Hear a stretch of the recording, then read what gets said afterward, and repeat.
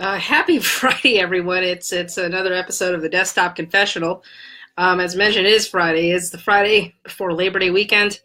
Thank goodness, because I need to get the hell out of here. It's been insane. I have about 20 minutes here for this particular slot, and of course, this whatever happens here at my work, usually writes itself, and this day is no different than any of the other ones. But I think if I had to put a theme on everything that was happening today, I think the best theme I can think of is absolute panic. Now, one thing that I find very amusing. One second, you're gonna love this. This is Miss Sam. I'm currently taking my lunch right now. Oh, okay, thank you. Yeah, that just happened. So just to let you know, I take my lunch between 12 and 12:30, and as much as my operations manager, who was just on the radio, is extremely anal about the fact that I don't take it on time. Apparently, I took it on time, and as predicted, 12:11 comes around, and I'm 11 minutes into my lunch, and she's already trying to radio me. I'm like, are you bloody kidding me? Annette, hi, how are you doing? Nice to hear from you. I'm hoping that, as I said, we always have some longtime viewers and some new viewers to the Desktop Confessional. Yeah, I can't make any of this up. So my door's locked. I got my water. I got my notes. We'll talk about a few things. So once again, if I was going to go back to the theme of today, I think absolute panic is going to be the theme of the day. We're entering into Labor Day weekend. We have a couple people out. And so we have at least, we have at least 2 substitute teachers. No, Eugene, it's not taxi cab. Does this look like a taxi cab to you? No. Anyway, so no, taxi cab confessions would be a lot more obscene, to be honest with you. So the panic of the morning. I get in probably about 7:14, and going in about 7:25, 7:30, I get a walkie from the operations manager, and she's like, "Hey, we have a substitute in room 101." The normal teacher left PowerPoint plans. So could you please set up a computer for the substitute teacher to show a presentation? And I'm like, fine, sure, whatever. I do it, right? So I start doing this, and of course she messages and says, yeah, no, I emailed you the PowerPoint, or it's actually a Google slide. I emailed you the Google slide. It should be in your mailbox. So I proceed to get one of my spare, I proceed to get one of my spare MacBooks that I use for weird situations like this, and I proceed to turn it on. Less than like a minute later, I'm already getting a walkie from a radio call from said operations manager asking me if I had it ready to go yet. I'm like, dude, hold your tits! Like, I just turned on this computer. I got in, and I haven't even set up my laptop, let alone the laptop that I need to use for this substitute teacher. Now, I'm going to add a little bit of a side note to this whole thing, because mind you, this is a public or a staff public walkie, radio channel. My principal can hear this shit. Okay. Here's the thing. There has already been policy set that substitute teachers are not allowed to have access to certain devices, i.e. laptops. I'm aware of the rules, but of course I can't say anything. So I have to follow whatever, this person says, because, she's my supervisor, unfortunately. So, I set this up and I'm there, and then more panic ensues. I find, as soon as I get in there and set up, nobody knows what to do with the other teacher's room, when the teacher was sick for another day. And I, being the nice person I am, and also because I don't want to get shot, I'm like, I tell, ask on the radio, hey, does that room need support as well? And lo and behold, I go there for support, which only involved me opening a cart full of Chromebooks so that the students can get their Chromebooks for the day. It wasn't that bad. I mean, I'm still trying to figure out where the panic's coming from, because all you have to do is ask, hey, this teacher needs this. Could you just do it? Like, okay. I know what time school starts, okay? I know what time class starts. I was able to get this stuff within 3 minutes of the start of class. When we have, substitute teachers, it's really easy to adjust to that. You have to just send in, a person who has access to the things that the substitute teacher doesn't have access to. Give the substitute teacher that, open up whatever you have to open up and make sure they have their stuff, make sure they're taken care of. And then the substitute teacher does their job, which is making sure the kids don't die. Really easy, right? I mean, I was a substitute teacher myself for many years. It's not hard. And the nice thing is you can be snarky as hell because they'll probably never see you again. So that was the first panic of the morning, which I'm going, okay, why does it always have to sound like panic over the radios? I don't understand.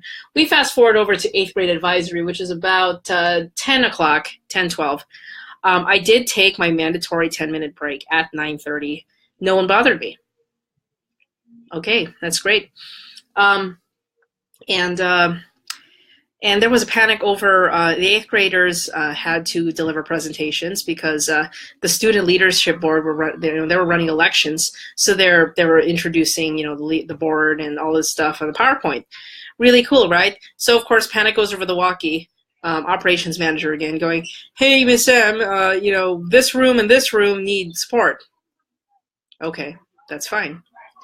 So so I go into the first room. One of my coworkers is in there, and just asked me politely, hey, which cable do I need to plug into the projector? So I take one of the cables, remove the adapter, then give the cable back to the teacher, and like, you're done. Okay, no big deal. I walk into the second classroom, and I just peer through. I walk in, and I'm looking at the student, and the student who's presenting had already connected everything. She was fine. Here's the thing. Trust your kids.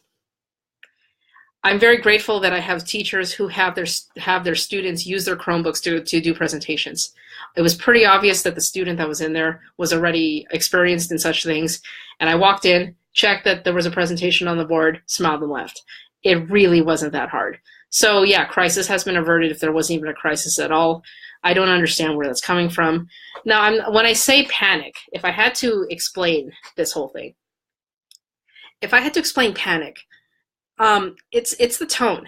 It's like it's rushed. It's do this, do that, do this, do that, and it's like whatever happened to just the decency of, hey, 118 needs blah blah blah, or 116 needs it has a little, like, okay, it's not difficult to just be.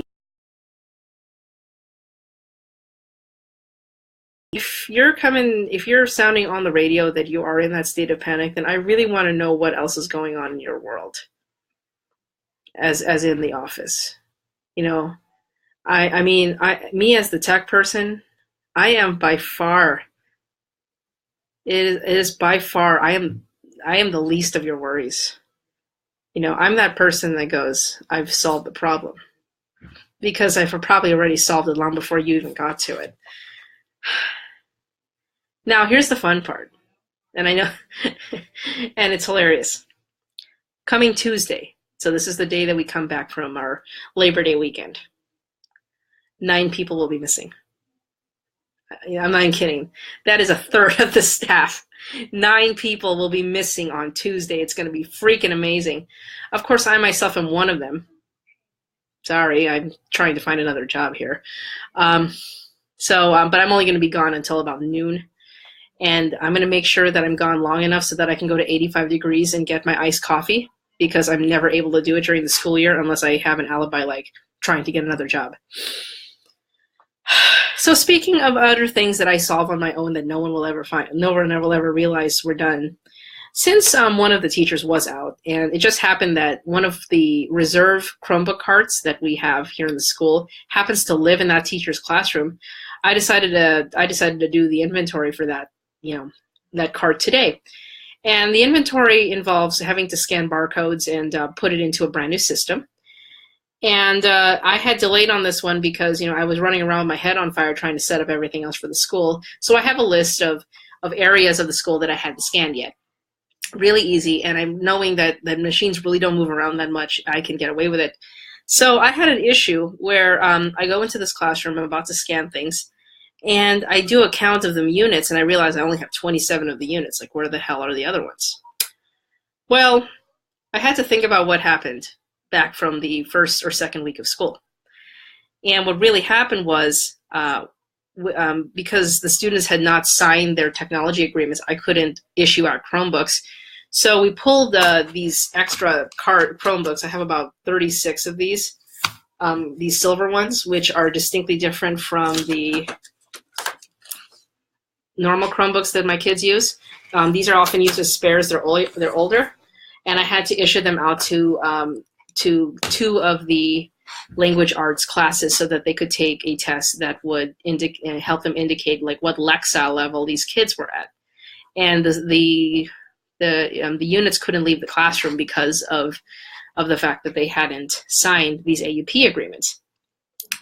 Well, I totally lost track of time and realized, they never went back to the carts.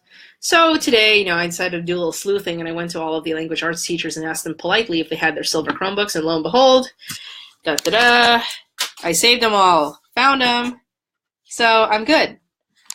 So when I come back from lunch, I'm going to finish the inventory, put these guys, scan these guys here at my desk, and then quietly take them back over to the cart where they belong. Easy peasy, super cheesy. These are the things I do behind the scenes. These are the things that go unnoticed because they can go unnoticed. But I will say, though, I was having a little bit of fun with the journalism students who were taking pictures and doing some stuff like that for their class.